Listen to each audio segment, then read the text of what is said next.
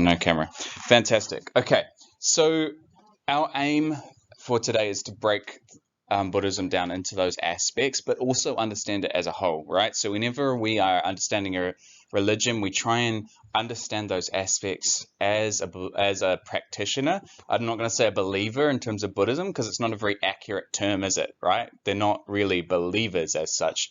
They're sort of practitioners or people who experience Buddhism. And then we need to join those aspects together.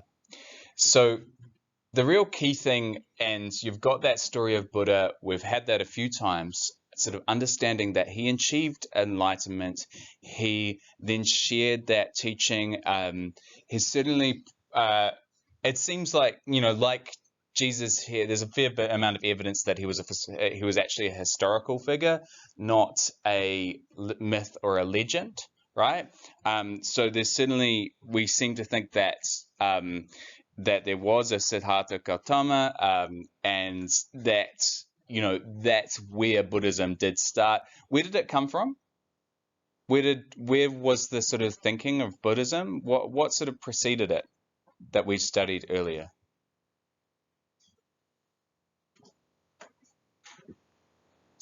Hinduism, or yeah, so it came out of classical Hinduism probably about the same time as classical Hinduism was really sort of getting going. Remember, classical Hinduism is more of that sort of philosophical Hinduism. It came out of the Vedic religion, which was really all about ritual, right?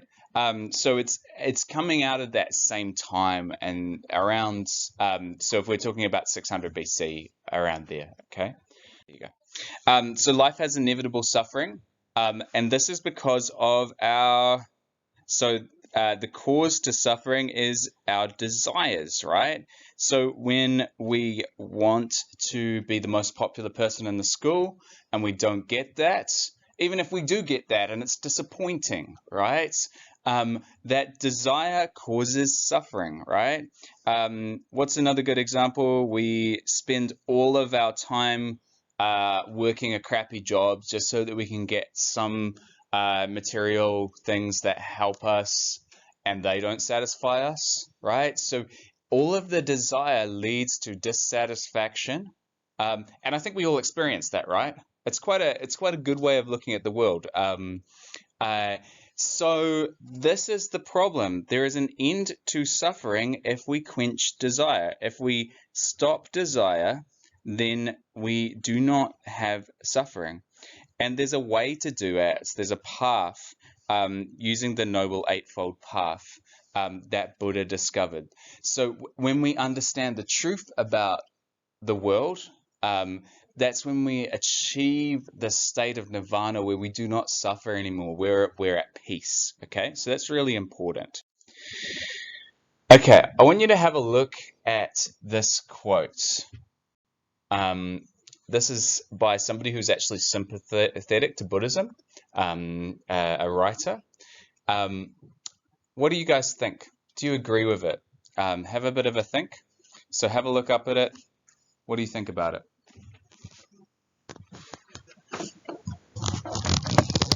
I make myself rich by making my wants few. Maybe have a quick discussion in your tables. Back into this. Okay. So this quote is actually by Henry David Thoreau was one of the very first Buddhist sympathizers in the USA. He's a author, right? So these influences did get into Western culture eventually. Okay.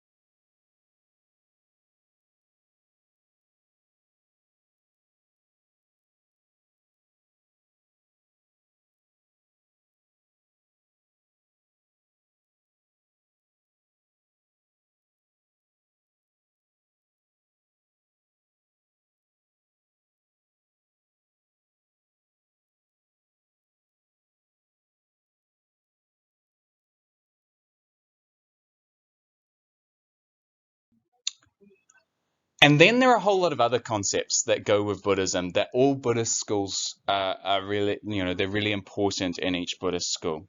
So first one is that nothing in the world is permanent. Okay, what does that mean? So we've got this lovely new building. Great. Come back in how many years and it's going to be old. It's not going to be amazing anymore. And then come back in another 50 years after that, might be pulled down, right?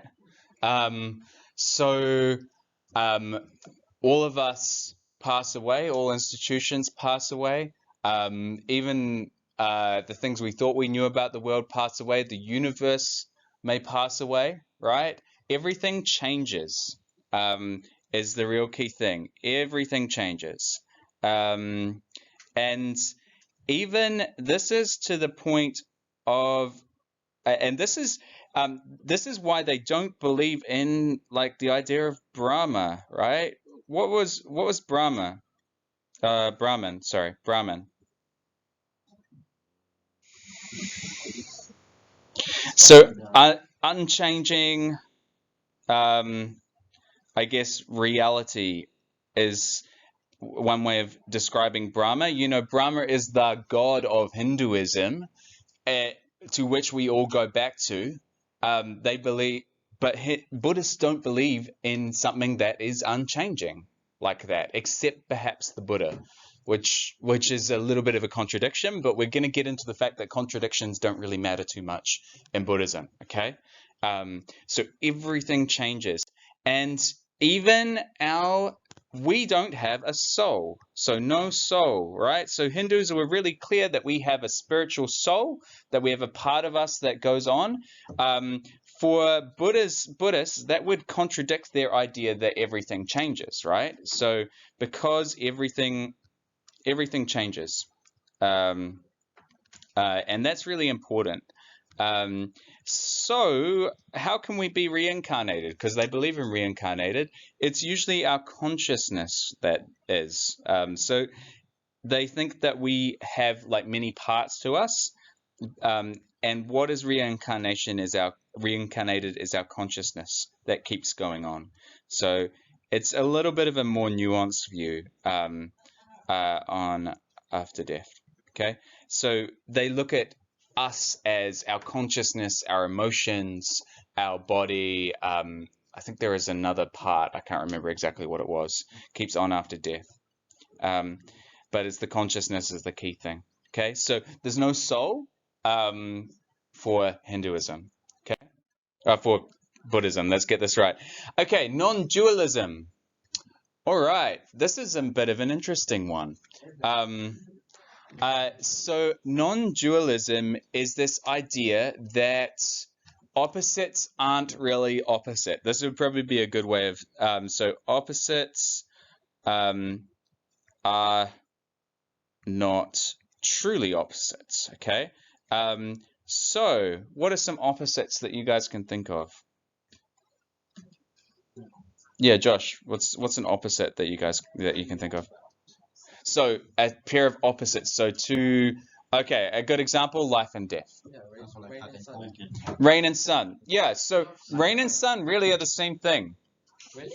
Yeah, okay, according to Buddhist thought, sun and moon. Sun and moon, yeah, they're the same thing. Being or samsara and nirvana, or samsara and moksha, they're the same thing. Actually, when you come to know about it, the difference between them doesn't matter. The difference between them is insignificant. And it's just a matter of opinion, right? Or a matter of perspective. Being the Buddha, and this is one of the key ways that they meditate on things, being the Buddha and being, I guess, part of the cycle of samsara, the Buddha and the cycle of samsara, they're the same. Things that are clean and things that are not clean are the same, right? Enlightenment and just everyday ignorance, they're the same, right?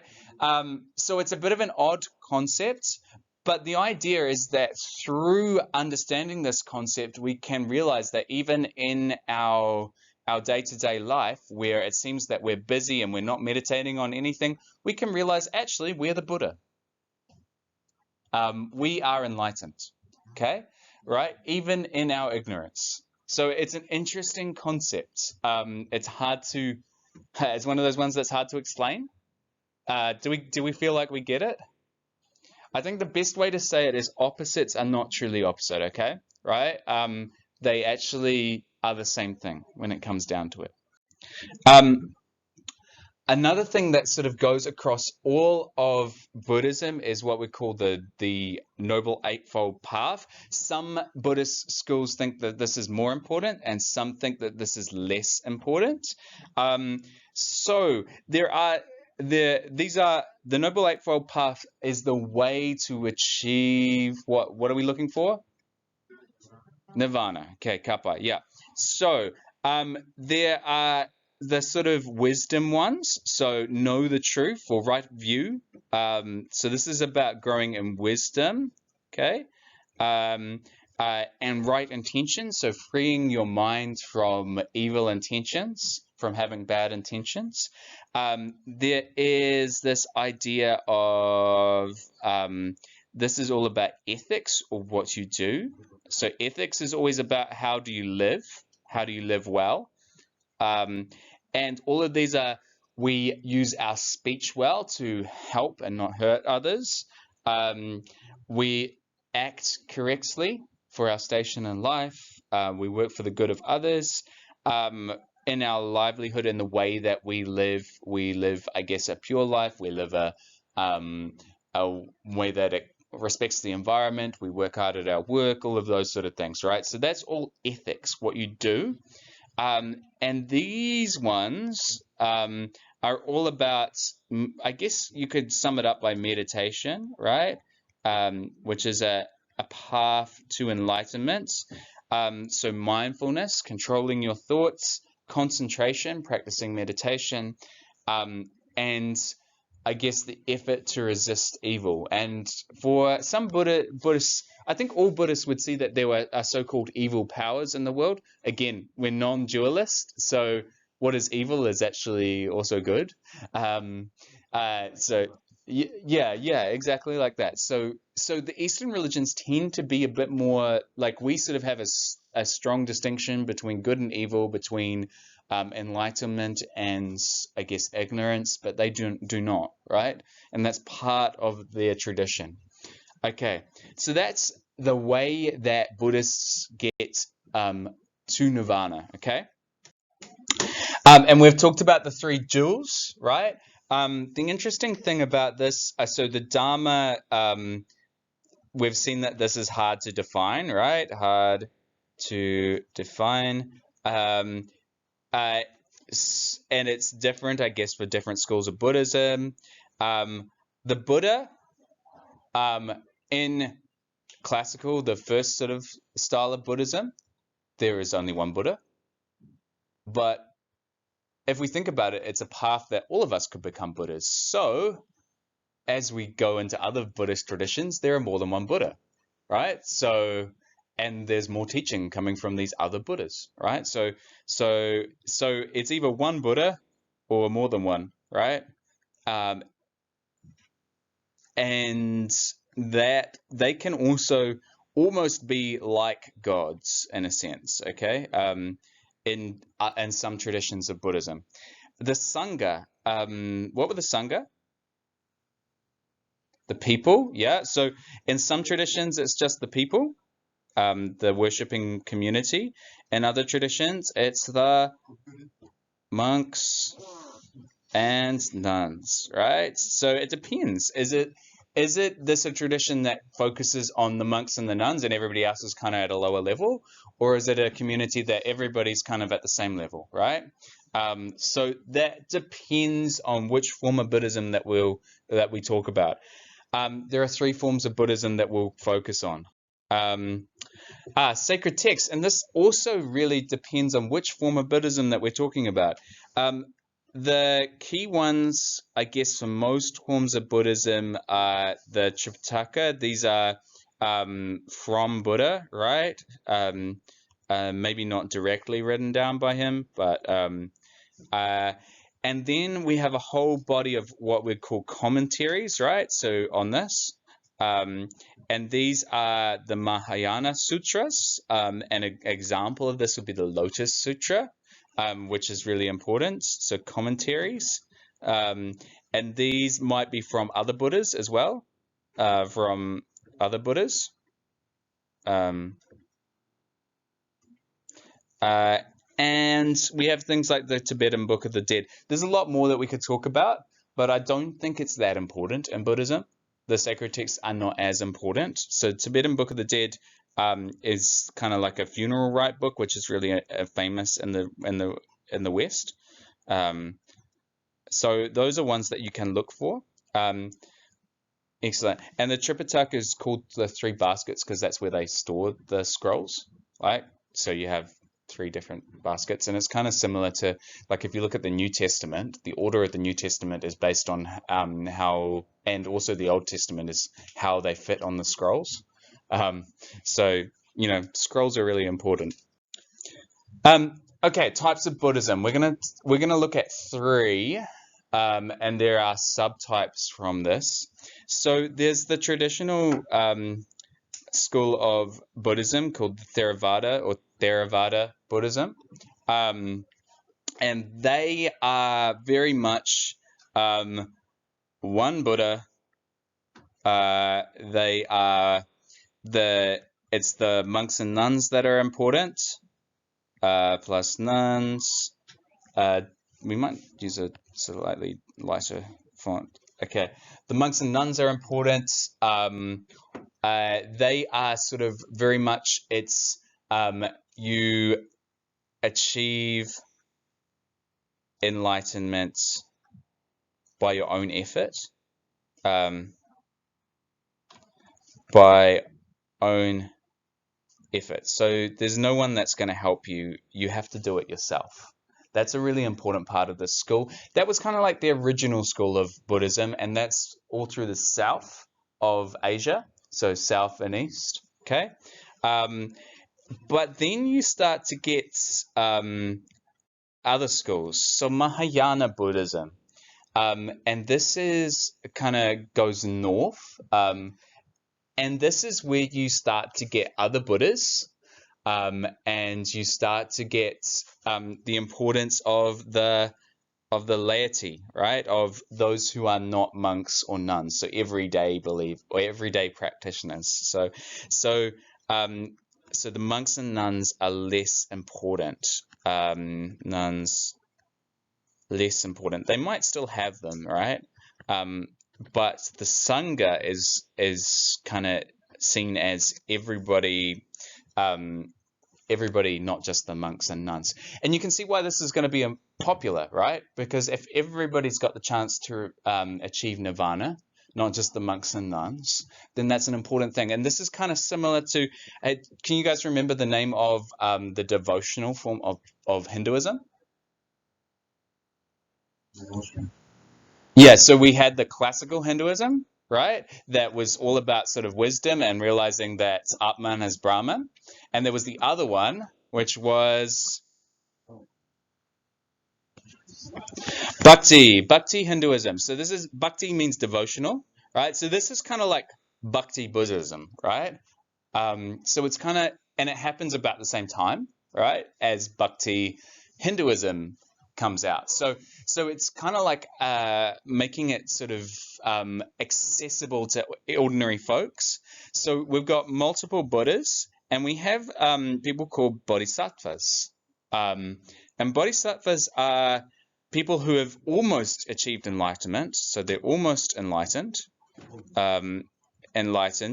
but they've made a vow to help everybody else become enlightened before they step into nirvana, right? So once you step into nirvana, you don't really, why would you care about anyone else, kind of thing. The idea of bodhisattvas is that they have made a vow to help others become enlightened, right? And they're spiritual beings, or like you could make a bodhisattva vow, right? And maybe one day you become a Buddha, or you become a spiritual being, right? And then you can help everybody in this room to achieve nirvana, Jerome, right? So the bodhisattva vow is like, I will not step into nirvana until every being has been enlightened. Okay, vow to help others. And you can see the importance of compassion in this religion, right? So everybody is to be enlightened, and that's why it's really Buddhism, unlike Hinduism, you go and try and make converts, right?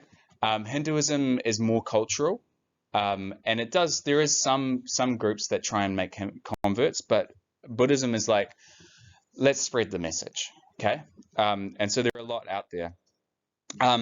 Do anyone know who this guy is? He's like Dalai Lama. Yeah, okay. So Tibetan Buddhism actually combines these two schools. Actually, one little thing to say about Mahayana Buddhism, one of the schools of that is Zen Buddhism, and Zen Buddhism focuses on meditation. And it's quite popular in the West, and it's about focusing on nothing, literally. So that's, I guess, a little side note. The Dalai Lama is the head of Tibetan Buddhism, which combines the previous two with a bit of Tibetan spirituality. And the thing about Tibetan Buddhism is that they were kind of pushed out of China so they are quite out of their home in Tibet. So they are quite famous in the West. And they, as well as the three jewels, they have a fourth jewel, which is the lamas. They're kind of like their gurus in a sense, and they are also in some ways secular rulers as well. So they are reincarnations of the previous lama. This is the 14th Dalai Lama, at least according to their belief system. So once this one dies, they'll look 49 days later for a child to be born who will be the next Dalai Lama, because that's the amount of time it takes for rebirth.